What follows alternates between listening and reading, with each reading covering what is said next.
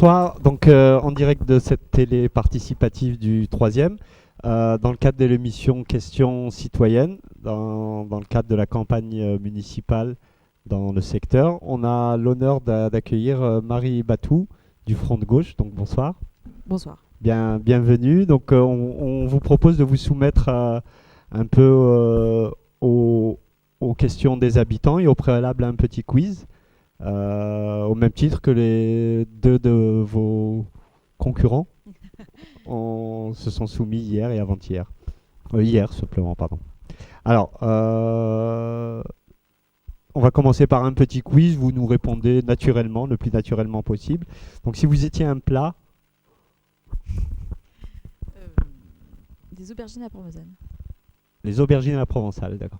À la parmesane. À la parmesane, d'accord, on n'a pas entendu. Si vous étiez un banc dans le secteur, un lieu public, un banc... Sur la place Cadena. Si vous étiez un personnage du secteur, un personnage connu qui... Bernard Cadena. Bernard Cadena, d'accord.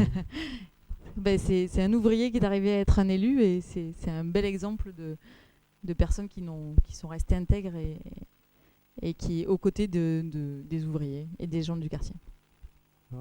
Un personnage contemporain, enfin qui va au-delà de nos frontières marseillaises. Je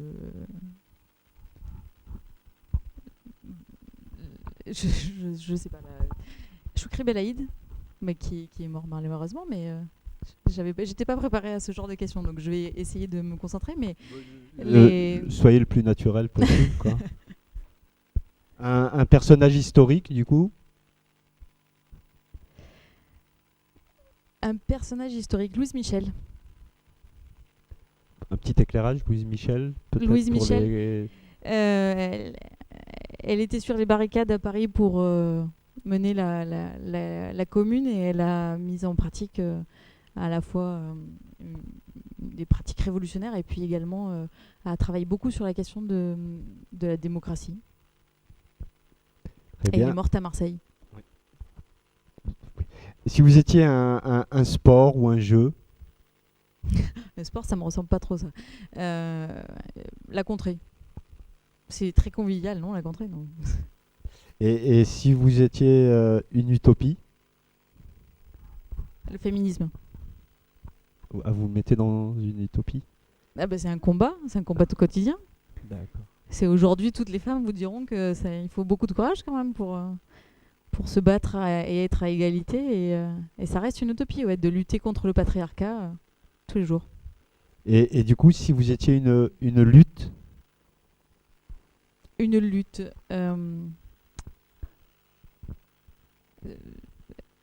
D'accord. Donc vous aurez voulu que je mette le féminisme dans...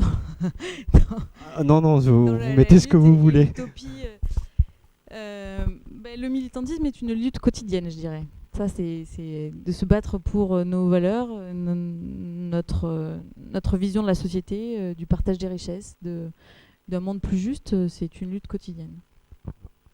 Un peu plus léger, si vous étiez un animal?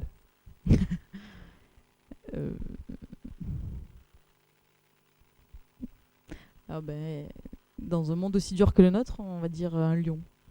Un lion. Si vous étiez un homme? Si j'étais un homme, qui je serais?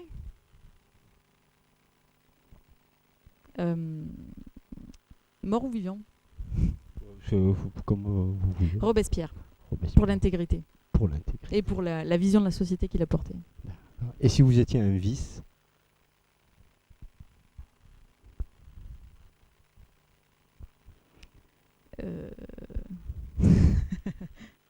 Chaque vertu a son côté. L'intransigeance. Vos dernières vacances, où est-ce que vous les avez passées? En Italie. Si vous étiez une loi? La peine de mort. L'abolition de la peine de mort, pardon. Pour être l'abolition de la peine de mort. Wow, on a eu peur là. Oui, non. Et si vous étiez un projet de loi, du coup?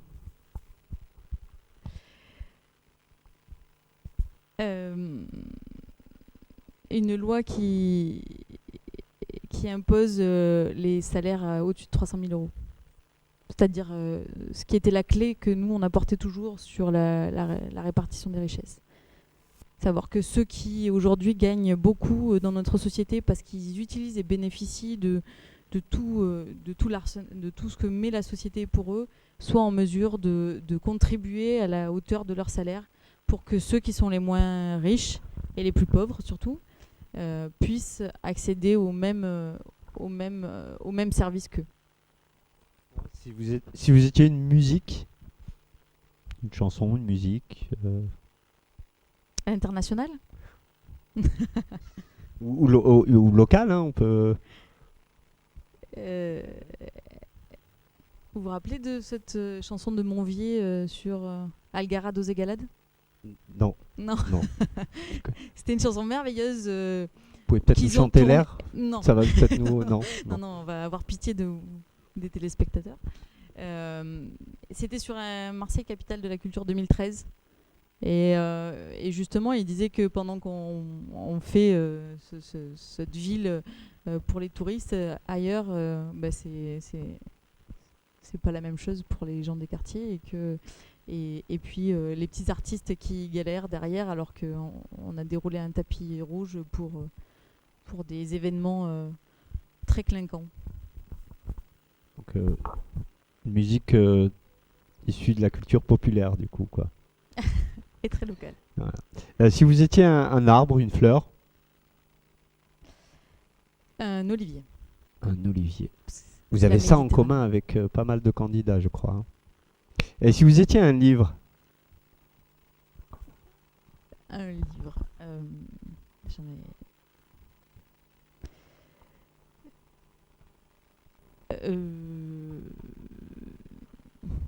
Là, il y a des moments, il y a des questions comme ça, on a des trous et il n'y a plus rien dans notre tête alors qu'on lit beaucoup. Je sais pas. vous avez le droit. Et si C'est vous vrai avez... oui, oui, oui. Et si un film, La haine. et si vous étiez quelque chose ou quelqu'un qui fait pas partie de toutes ces questions là du quiz, Quelque chose ou quelqu'un qui.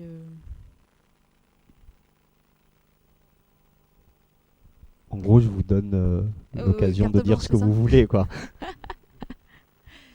Oui, bah, non, il y a être quelqu'un, tout simplement. Vous savez, c'est quand même assez dur tous les jours de se lever je crois que tous les gens du quartier aujourd'hui mériteraient qu'on veuille être comme eux, quoi, de se lever, de sortir, de travailler et puis en plus nous, pour la plupart, nous sommes des militants et en plus de ça, on essaye de faire en sorte de convaincre tout le monde qu'il faut venir se battre avec nous. Voilà, c'est déjà un challenge à soi tout seul. Eh ben merci. Ça, quelques petites questions qui nous ont permis peut-être et qui permettront aux habitants de mieux vous connaître et à travers ces petites questions de voir aussi quelles valeurs vous animent. Ce qu'on va faire, c'est qu'on va rentrer tout de suite dans le vif du sujet. On va diffuser les questions des habitants. Et on vous propose donc à chaque thématique de faire une pause et de prendre 3 minutes pour répondre à l'ensemble de ces questions, quoi. Voilà.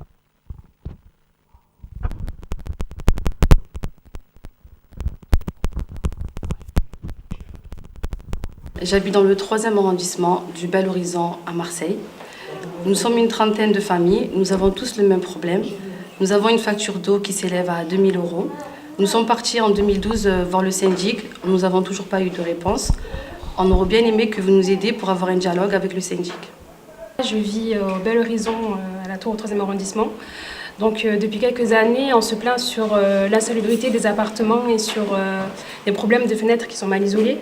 Nous sommes allés voir le syndic pour qu'il puisse remédier à cela, mais rien n'a été fait. Donc je vous demande qu'est-ce que vous pourrez faire pour trouver une solution à ces problèmes. Soy Mataji Baba, j'habite au Bel Horizon, au 3e arrondissement.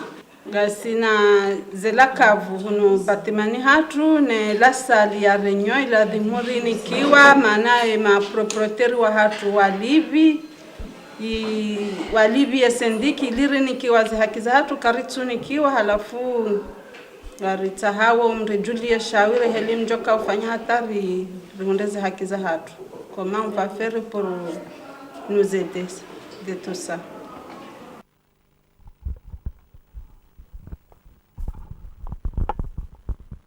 Donc voilà, on a trois pistes dans le cadre du logement. Qu'est-ce que vous pouvez répondre à ces gens ?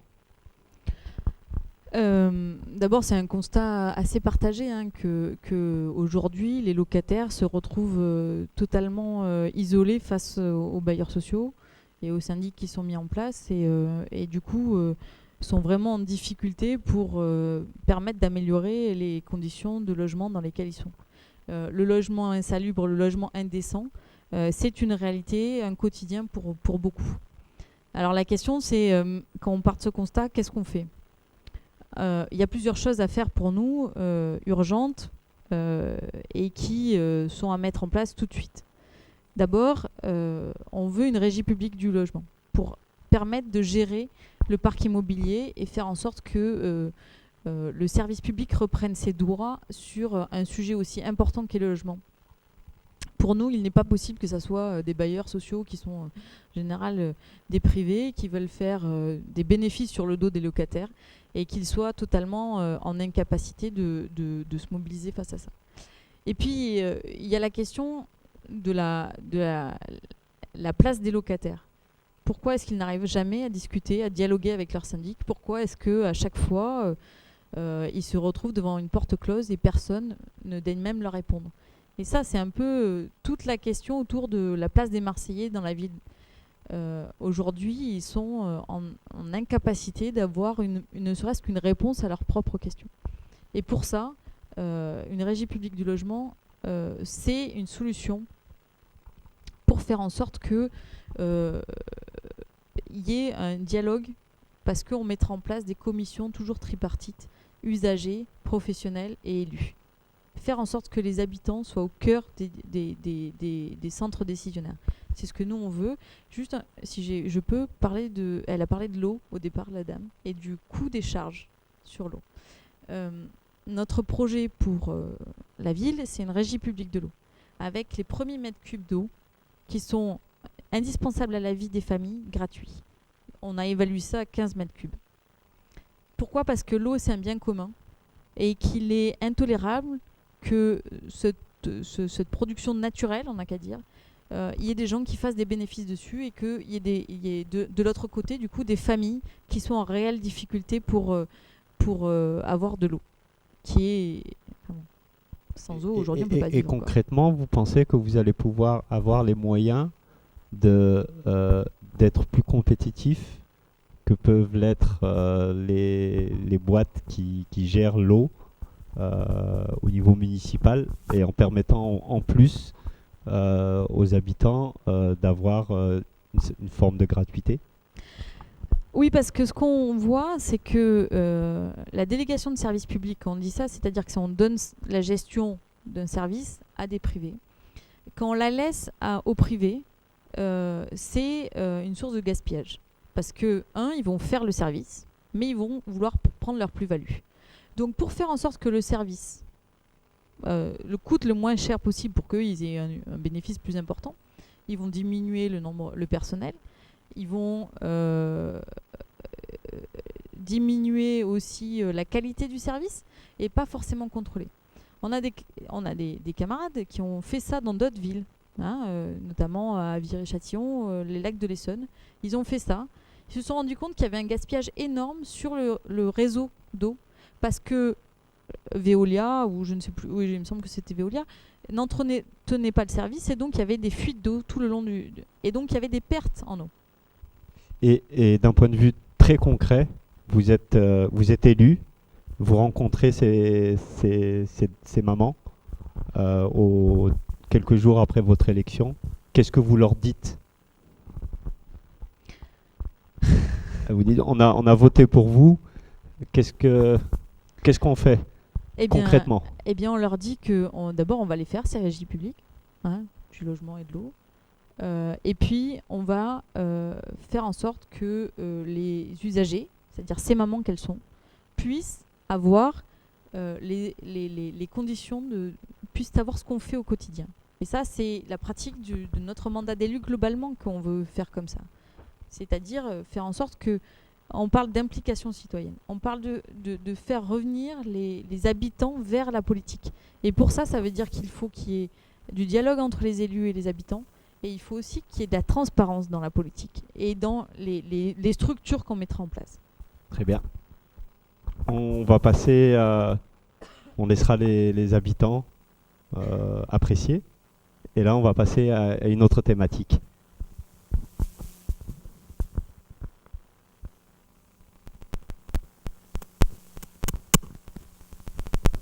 Ce que je ne trouve pas normal, c'est que dans mon entourage, il y a beaucoup de jeunes qui ont des qualifications, mais je me demande pourquoi eux, dans le secteur dans le 3e arrondissement, on a autant de difficultés à trouver du travail. Concernant les femmes voilées, pourquoi elles font des formations linguistiques pour travailler alors qu'après elles sont abandonnées et personne ne les embauche? À quoi ça sert alors? Alors je voulais savoir donc, quel est votre plan pour redynamiser et réimplanter des commerces de proximité sur la butte Bellevue. Qu'il y a du travail, mais le travail n'est pas pour nous. On est, je ne sais pas combien de Marseillais à habiter dans le coin. Il y a une cité juste derrière, il y a un autre chantier juste à côté. Il n'y en a pas un de chez nous. Quand je dis chez nous, pas de couleur, ni d'ethnie, ni rien. De chez nous, de Marseille, qui travaillent dedans. Ma question concerne tous les projets immobiliers qui ont lieu actuellement sur tout le périmètre Belle de Mai-Saint-Mauron. Ce sont des projets souvent de très grande ampleur, très importants, mais qui profitent assez peu à l'emploi et à la lutte contre le chômage sur le quartier. Trop peu d'habitants sont embauchés sur ces chantiers, comme nous l'a montré le problème qu'il y a eu il y a quelques semaines pour le projet des docks libres à côté de la résidence, à côté de Félix Piat. Donc je voulais savoir qu'allez-vous faire pour que ces grands projets immobiliers profitent massivement à la formation, à la qualification et à l'emploi des demandeurs du quartier.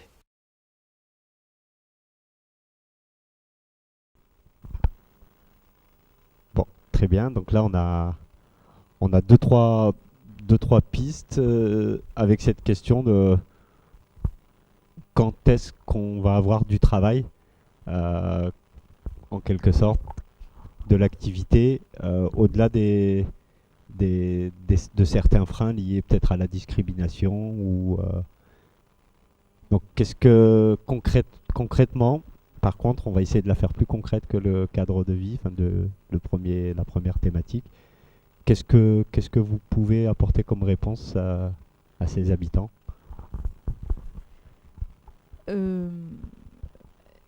Plus directement concret, c'est-à-dire on saute les Ça veut dire non, sur la question du coup, alors il y avait la première question, c'était sur la formation. Après il y a effectivement la question de la discrimination, puis les commerces de proximité, etc. Aujourd'hui le discours ambiant c'est on peut rien, la seule chose qu'on peut faire c'est attirer des entreprises. Et effectivement les élus ont tendance à considérer qu'ils sont assez désemparés pour faire quoi que ce soit. Aujourd'hui, nous, on a quelques pistes. Il y a des coopératives dans lesquelles la mairie peut intervenir directement. À partir du moment où on met en place une activité d'intérêt collectif, la mairie peut apporter des financements et faire en sorte qu'il y ait, comme cela, des activités qui se développent.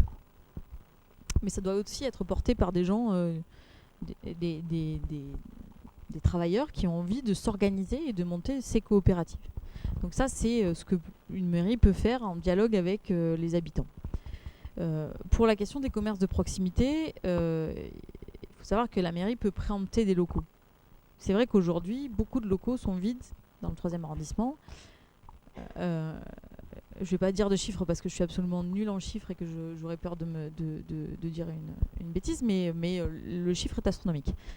et que cette absence de commerce de proximité est aussi un frein pour attirer des habitants et pour avoir un cadre de vie adéquat.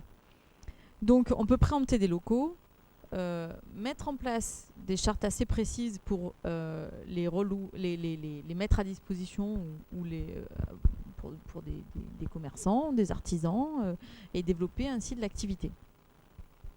Quand on dit des chartes assez précises, ça veut dire aussi permettre qu'il y ait une diversité dans le quartier en termes de commerce. Faire en sorte que ça ne soit pas que des grandes marques, des choses. Donc, ok, sur la partie du commerce de proximité. Sur l'emploi, cette maman qui fait tous ses efforts pour être employable, même si c'est un mot que j'aime pas trop, qui a le voile, cette jeune qui a des diplômes et qui galère, concrètement, tous ces gens, qu'est-ce que vous pouvez leur dire? Qu'est-ce que vous comptez faire? Mais ça, la discrimination est une réalité. Mais c'est vrai que le manque d'emploi aide à la discrimination. C'est pas ça que ça veut dire, mais ça veut dire que s'il n'y a pas assez d'emplois, effectivement, il va y avoir une discrimination possible. S'il y a plus d'emplois, on sera moins en capacité de discriminer puisqu'on aura besoin d'employés. Ça se résume un peu à ça. On revient à un truc encore beaucoup plus concret. Il y a plein de chantiers. Le constat, il y a plein de chantiers. Les jeunes cherchent du boulot et ils voient qu'autour d'eux, ça s'active et qu'eux sont en marge, quoi. Donc, qu'est-ce que vous pouvez faire si on vous donne le pouvoir de changer les choses et d'être élu, concrètement, qu'est-ce que vous pouvez faire? On peut imposer et il y a un quota qui doit être, il y a un quota qui doit être pris de gens qui habitent Marseille, et ça veut dire qu'il faut se donner aussi les moyens de contrôler les choses. Je crois que la loi permet un certain nombre de choses et que personne ne va contrôler ce que font les entrepreneurs ou ne font pas. Ça, c'est une réalité. Pareil sur les cas de discrimination. Je crois qu'il faut permettre qu'il y ait ce contrôle qui se fasse et surtout avoir des structures où les gens pourront venir interpeller et dire vous vous rendez compte de ce qu'on me fait, quoi. Ça, c'est aussi toutes ces questions autour de la démocratie et la place des Marseillais, la parole des Marseillais. Comment est-ce qu'on fait en sorte qu'ils trouvent des élus qui sont à leur écoute?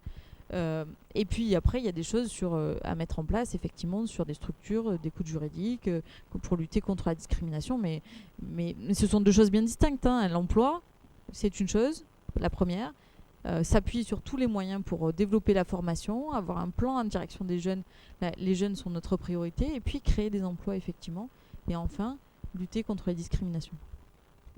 Merci. On va passer à la prochaine thématique.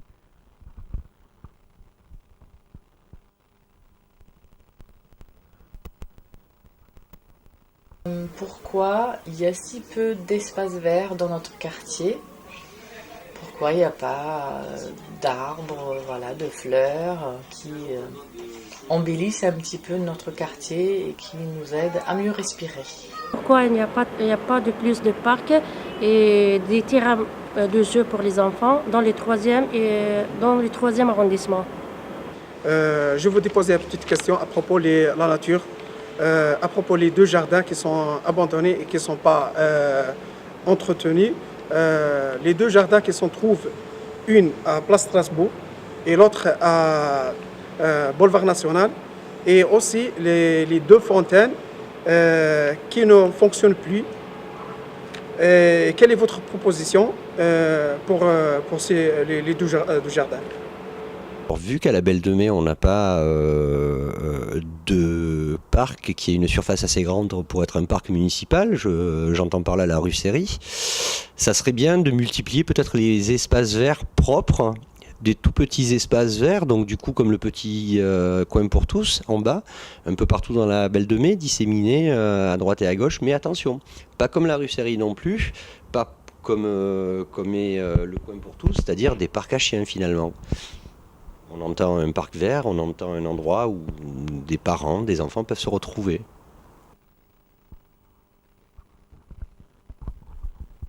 Bon, je crois que c'est assez clair. Là, ça se rejoint beaucoup. Comment on entretient les espaces actuels et comment on en crée de nouveaux Les gens ont besoin d'un peu de verdure dans au milieu de tout ce bitume. Il y a beaucoup d'énergie pour construire, faire du bâti. Quelle énergie vous souhaitez mettre pour des espaces verts? Eh oui, les gens ont envie de vivre bien et d'avoir droit eux aussi à la vie douce, même s'ils habitent en ville. Et c'est une réalité, cette absence totale d'espace pour tous, quoi, où tout le monde peut se retrouver et promener leurs enfants et puis avoir aussi des moments conviviaux. Donc, nous, on avait une proposition, on avait réfléchi à ça. La maternité de la Belle de Mai, on voulait en faire un espace public où il y aurait une possibilité pour des jardins partagés. Ce qu'on appelle des jardins ouvriers, où chacun irait faire son bout de terrain et faire son potager. Un, pour insérer de la verdure, et puis aussi parce que c'est une mesure profondément sociale de permettre à tous d'avoir des légumes. Ça veut dire que c'est ça de moins dans son caddie qui coûte cher, et puis c'est en règle générale mieux produit que si on l'achète à Lidl. Donc il y avait cette proposition, et puis après il y a celle qu'ils disent, c'est comment est-ce qu'on entretient la ville, hein. Comment est-ce qu'on fait en sorte qu'il y ait des agents de la ville qui soient payés pour assurer l'entretien des espaces verts et l'entretien de l'espace urbain tout court. Et puis également garder ces espaces, faire en sorte qu'ils soient et qu'ils restent en bon état. Je crois que ça veut dire qu'il faut repenser le fonctionnement des services municipaux et permettre à réorienter en fonction des priorités que nous aurons, et celle-ci en est une, faire des espaces verts et permettre à tous d'avoir des espaces publics. Faire de nouveaux espaces verts? Faire de nouveaux espaces verts, c'est une possibilité, puisqu'il y a beaucoup de friches industrielles et de lieux abandonnés dans le 3e arrondissement. Mais déjà, la maternité de la Belle de Mai, pour nous, serait une priorité, et l'entretien de ceux qui existent déjà, dont le monsieur a parlé. Et puis, il y a effectivement un projet plus bas, en contrebas, dans le 2e, là, d'un grand parc, qui est très lié à Euroméditerranée 2, dont on parlait tout à l'heure. Il faut donc voir où sont les espaces où c'est possible, mais oui, c'est dans nos objectifs. Merci. On va passer à la thématique suivante du coup.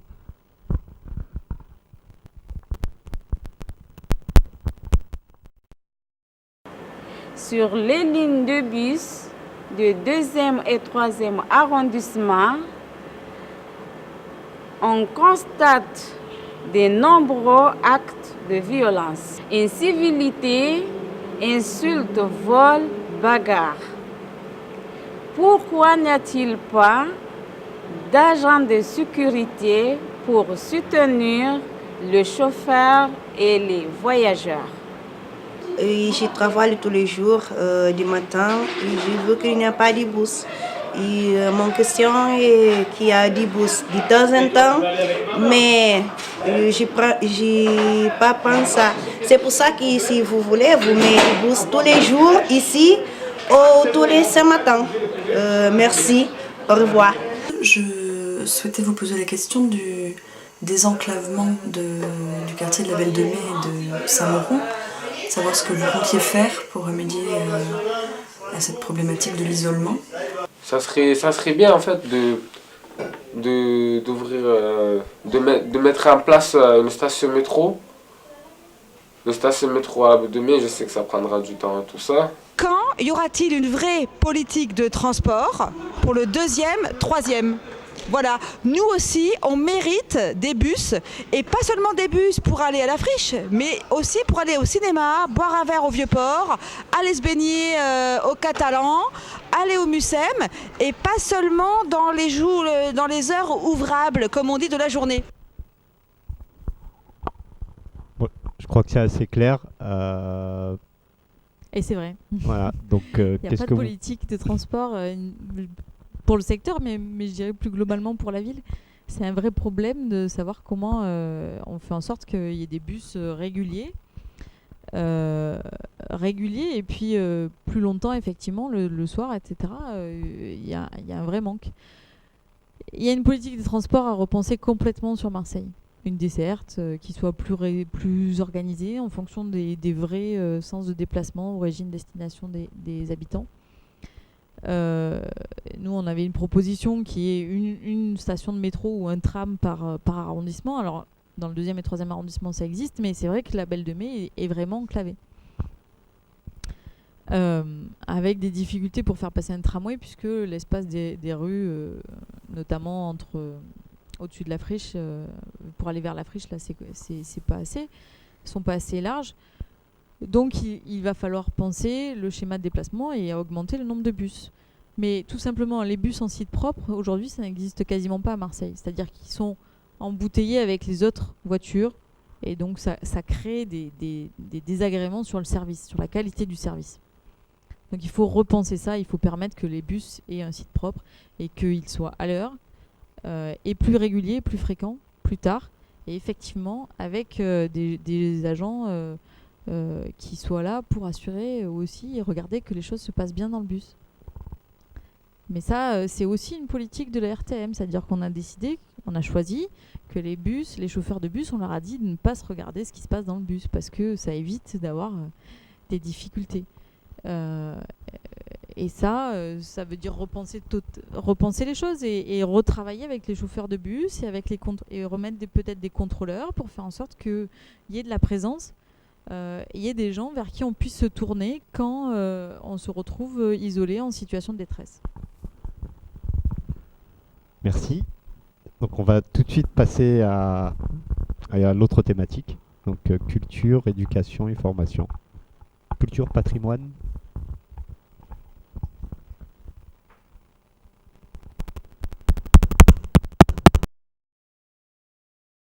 Actuellement, il y a beaucoup de mamans et de papas qui ne peuvent pas reprendre le travail parce qu'il n'y a pas de garderie le matin ou souvent pas le soir après l'école.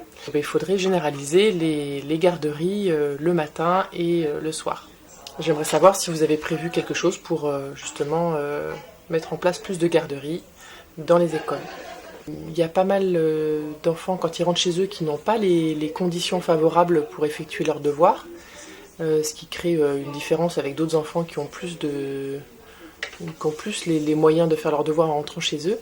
Et je pense qu'il serait intéressant de prévoir une aide aux devoirs systématique dans les écoles en tout cas du 3e arrondissement et pourquoi pas dans Marseille. Il y a un surpeuplement de l'école. Moi je sais que ma fille elle mange très tard à la cantine, 1h, 2h moins le quart.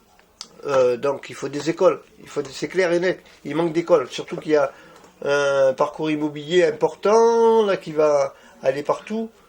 Donc sur Plombières 280 logements, Strasbourg, Crimée aussi, là a priori aussi autour de la friche, donc ils vont construire, donc c'est vraiment important, donc il faut faire quelque chose, il faut des écoles. Madame Narducci nous a dit on va monter une école à la caserne de la Busserade en urgence. On veut plus d'urgence, on veut plus de provisoire, on veut du réel. Bon, les habitants sont de plus en plus exigeants, ils veulent du réel.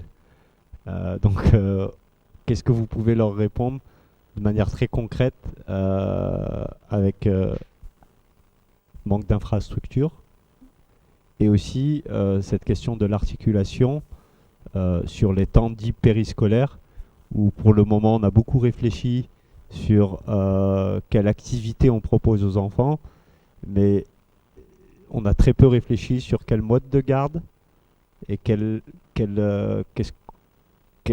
qu'on peut proposer en matière d'accompagnement à la scolarité, d'aide aux devoirs et tout ça. Donc voilà, deux entrées, 2 questions, et les habitants veulent du concret. Du réel, c'est plus que du concret, mais les périodes de campagne ne sont pas très propices au réel. Elles sont...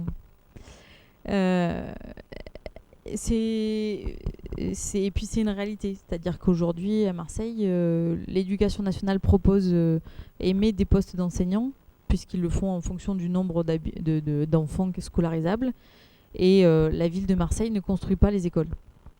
Donc il y a un plan d'urgence à mettre en place, qui méritera bien un mandat pour faire en sorte qu'il y ait des écoles qui soient construites et pas des écoles usines comme celle de National qui est effectivement énorme. C'est la plus grande école de France en termes de nombre d'enfants.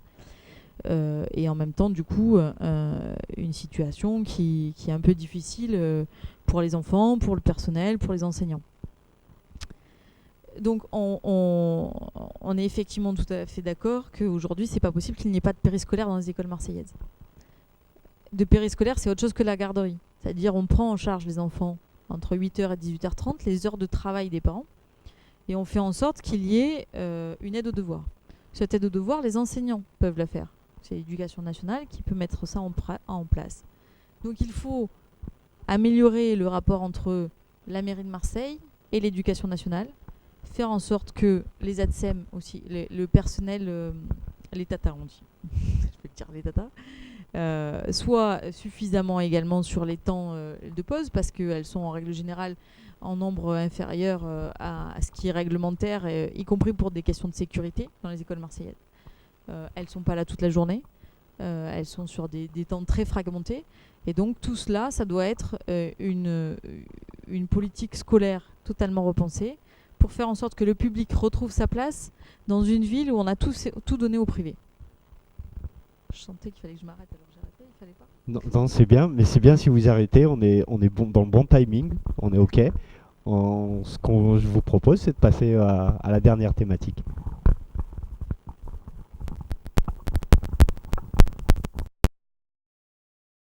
Qu'est-ce que vous allez faire avec nous? Et non pas qu'est-ce que vous allez faire pour nous. Il faut arrêter de dire je sais, il faut faire, c'est tout. Et même peut-être faire avec nous, s'ils ont besoin.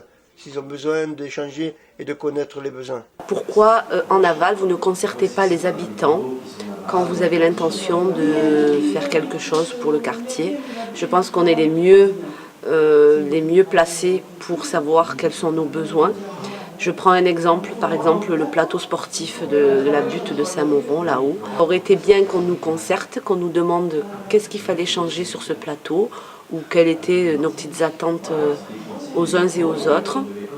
Ah, donc ça serait en général et dans l'ensemble plutôt bien de consulter les gens qui vivent dans un quartier avant de se lancer dans des quelconques travaux ou réhabilitations, pour que ça puisse convenir à tous.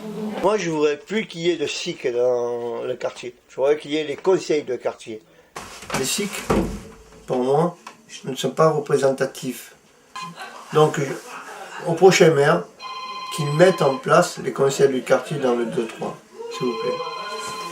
Dans quelle mesure vous vous engagez à créer des structures permettant de prendre en compte la parole des habitants dans une structure qui soit représentative des différents quartiers? Merci. Il y a une phrase de Gandhi qui dit « Tout ce que vous faites pour moi, sans moi, vous le faites contre moi ». Aujourd'hui, c'est à la mode de parler de pouvoir d'agir des habitants, de démocratie participative. Et je voulais savoir qu'est-ce que vous allez mettre en place pour que les habitants soient réellement acteurs des politiques publiques une fois que vous êtes élus. Donc pas juste consulter, mais réellement en position de pouvoir agir, de pouvoir proposer des choses et de pouvoir être associé aux décisions, y compris dans des quartiers comme le nôtre, à Félix-Piat. Depuis quelques années, des groupes d'habitants se sont spontanément constitués, ou bien ont été invités à le faire, et ont fait des propositions quant au cadre de vie, à l'urbanisme, au logement. Ces propositions, quelquefois, ont été présentées aux élus, à des techniciens de la ville. Notre question et notre souci est le suivant. Est-ce que vous comptez poursuivre ce travail en laissant ces groupes informels hors des institutions que sont les CIQ ou éventuellement des conseils de quartier? Est-ce que vous souhaitez qu'ils continuent à travailler? Est-ce que vous voulez valoriser leur action, les reprendre en disant que ce sont des habitants qui ont fait ces propositions? Moi, je crois que c'est encore une fois assez clair. Les habitants sont prêts à prendre part à la vie politique et sont prêts à un peu de changement. Et qu'est-ce que vous pouvez leur répondre, du coup, avec des choses qui questionnent quand est-ce que vous allez arrêter de faire pour nous, mais avec nous?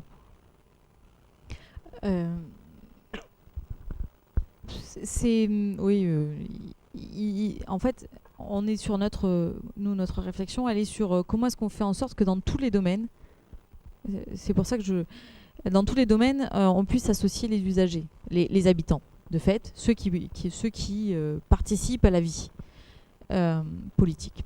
Et effectivement, les Marseillais et les gens d'un quartier sont intéressés par leur quartier, sont intéressés par ce qui s'y passe et n'ont pas du tout envie de déléguer ça totalement à un élu qu'ils voient une fois de temps en temps tous les 6 ans parce que ça a un intérêt assez minimal.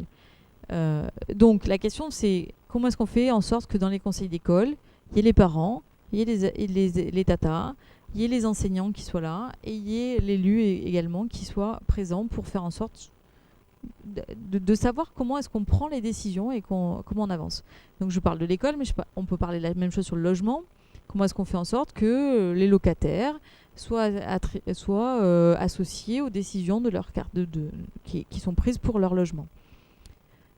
Sur l'eau, puisqu'on en parlait tout à l'heure, et également, etc. Donc ça veut dire que sur tous les sujets transversaux, nous on propose des commissions tripartites où élus, usagers, donc habitants, et ceux qui y travaillent, puissent débattre entre eux de quel est chacun son point de vue et pourquoi est-ce qu'il avance de telle manière. Et ça permettra déjà que l'action soit bien différente et bien réfléchie de manière à associer tout le monde. Parce qu'un usager, il a sa vision, mais le professionnel, celui qui est en face, derrière, il a ses propres contraintes. Donc vraiment de faire en sorte que tout ça converge et soit le lieu du débat. C'est ce qui est important pour arriver à des solutions pragmatiques où tout le monde trouve sa place. Mais ça veut dire qu'en contrepartie, il va falloir être présent tout le temps.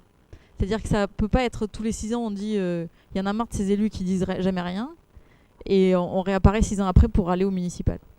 Ça veut dire que les citoyens doivent être acteurs aussi en permanence.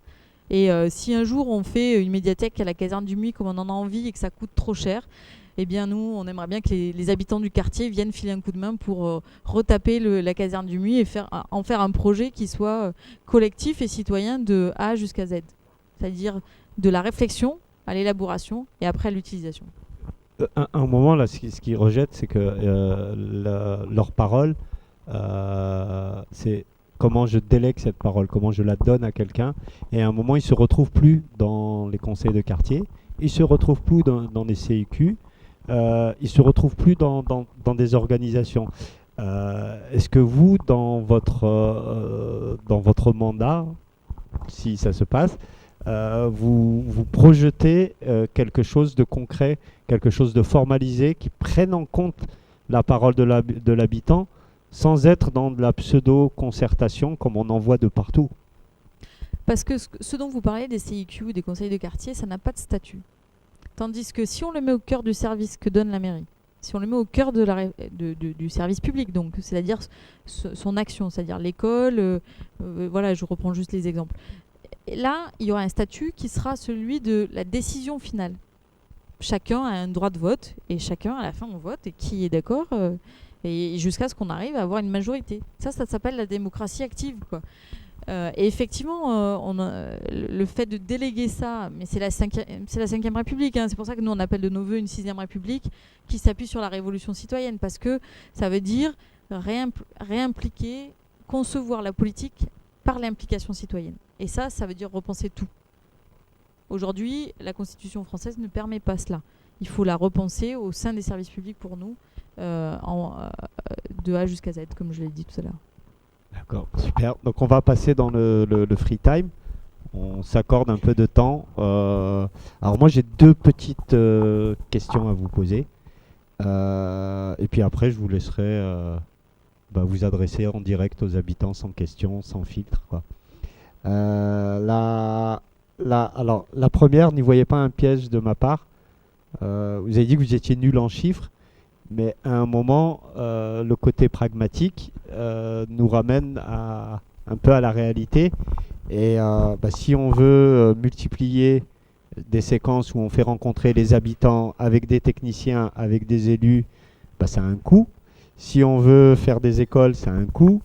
Donc, qu'est-ce que, en matière de chiffres, je ne vous pose pas de questions très restrictives, qu'est-ce que vous pouvez dire aux gens, comment vous allez vous y prendre, quoi.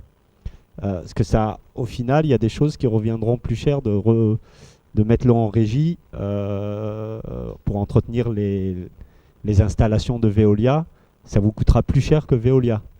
Non, c'est pas vrai. Mais Ouais. après, quand j'ai dit je suis nul en chiffres, je n'ai absolument aucune mémoire des chiffres. Mais si vous me le posez sur un papier, je sais assez bien quand le nombre de zéros change. Et il n'y a pas de souci là-dessus. On gère tous notre vie. Donc, aujourd'hui, réinternaliser les services publics, c'est faire preuve d'être bon gestionnaire. Toutes les collectivités qui font des audits publics pour évaluer le coût des services, quand ils l'ont délégué, reviennent sur le constat qu'il faut le réinternaliser. La régie publique aujourd'hui est utilisée dans beaucoup de collectivités, de droite ou de gauche d'ailleurs, comme un outil de gestion qui fait des économies. Et donc quand on est dans une situation de restriction budgétaire comme on l'est aujourd'hui, beaucoup de collectivités font ce choix-là. Pour nous, ce n'est pas une question de restriction budgétaire, c'est aussi, avant tout, une question de conception des choses et de comment est-ce qu'on gère le service public. On ne doit pas le déléguer, le service public, à un privé parce qu'on sait que la réflexion n'est pas la même et on sait que son objectif sera celui de faire des bénéfices et pas de donner un service public de qualité. Voilà ce qui est notre mot d'ordre. Mais je vous rassure, vous savez, un élu, il est toujours entouré. Et il faut savoir bien s'entourer pour arriver à mener des politiques efficaces. Alors, une dernière question pour ma part, c'est vous êtes élu. On est en 2016, mars 2016, et on se retrouve devant un conseil populaire. Une nouvelle forme, c'est pas un CEQ, c'est pas le conseil de quartier, c'est une nouvelle forme, c'est des gens qui représentent les habitants et ils viennent vous dire, bah voilà, ça fait 2 ans qu'on a voté, que tu es élu, est-ce que tu peux nous faire un retour de ce que tu as entrepris? Un bilan de mandat, oui. Voilà. Oui. Un bilan de mi-mandat, donc quels seraient les axes que vous développeriez les premières années, quoi, où est-ce que vous vous investirez le plus? D'accord. Si je me mets en situation, donc je fais mon bilan de mandat, c'est ça? Voilà, la question. De mi-mandat. De mi-mandat. Alors, on est dans 2 ans. La priorité absolue, c'est le logement indécent.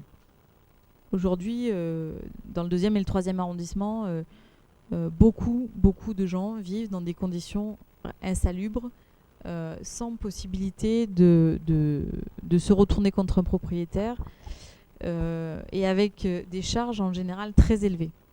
Parce que derrière, si on parle de logement insalubre, ça veut dire qu'il n'y a pas d'isolation thermique, donc il y a des coûts en électricité très élevés ou des gens qui vivent sans chauffage pour éviter ce coût-là sur leur budget. Des mères qui vivent dans un T1 avec 3 enfants, on le voit tous les jours. Alors, sur le constat, ouais, on est OK. Ouais. Et donc, l'objectif avec cette régie publique du logement que nous voulons, c'est aménager le parc immobilier, faire en sorte de réhabiliter l'ancien. Ça, dans 2 ans, nous, on veut pouvoir dire, on veut pouvoir se présenter et dire on a commencé. On n'est pas arrivé au bout, mais on a commencé et regardez là, ce qu'on a fait. Sur la régie publique de l'eau, on en est à la même chose. Hein, sur les transports en commun, c'est pareil. Je ne sais pas comment dire, mais le champ est vaste à Marseille. Je crois que la fracture nord-sud, et tout le monde la constate. Tout a été laissé au privé et les quartiers au nord de la Canebière ont été abandonnés. Donc, la priorité sur les quartiers populaires, dans 2 ans, on veut dire on l'a mise en œuvre. On n'est pas arrivé au bout. On peut vous dire que là, on l'a fait sur l'école, sur les transports, sur le logement, etc. Et sur la culture aussi, parce que notre réflexion est sur 2 axes, hein, l'émancipation et et le partage des richesses. Eh ben, rendez-vous dans 2 ans, on va dire. Et en attendant, peut-être vous laisser vous adresser directement aux habitants. C'est la minute de silence, c'est ça? C'est ouais, la minute de silence. On peut le faire aussi. Oui, ben, s'adresser aux habitants comme ça, là, c'est ce qu'on fait tous les jours. Et tous les jours, ils nous disent on va pas aller voter. Et je crois que c'est là-dessus qu'il faut que nous, on s'attache à discuter, à convaincre, à aller voter, parce que c'est très important. Pour tout ce qu'on vient de dire, mais aussi parce que jusqu'aujourd'hui, rien n'a changé, effectivement. La plupart sont déçus, ils disent on a voté à droite, on a voté à gauche, rien ne se passe. Et pour autant, en face, souvent, on dit vous n'avez jamais mis le Front de gauche à la tête de la ville, alors vous ne pouvez pas savoir si nous, on ne vous décevra pas. Mais ce qu'on va faire, c'est dire, si on vous déçoit, en même temps, vous aurez, grâce au débat qu'on va animer, ce que je vous disais là, toujours en permanence, faire en sorte que les citoyens soient associés, soit dans le débat, soit présents aux côtés des élus, puissent les interpeller, puissent leur faire un mandat, ça voudra dire on pourra réajuster les choses et il n'y a pas à être déçu de nous dans 6 ans, vous serez avec nous au quotidien. Et je crois que ça, c'est ce que nous on veut dire pour faire en sorte de combattre l'abstention et dire vous en avez eu marre de tous ces élus qui ne vous disent pas grand-chose. Vous n'avez pas vu la différence avec Hollande que ce que vous aviez avec Sarkozy. Aujourd'hui, il faut rompre radicalement. Et pour ça, le seul vote anti-système que vous avez, c'est le Front de gauche.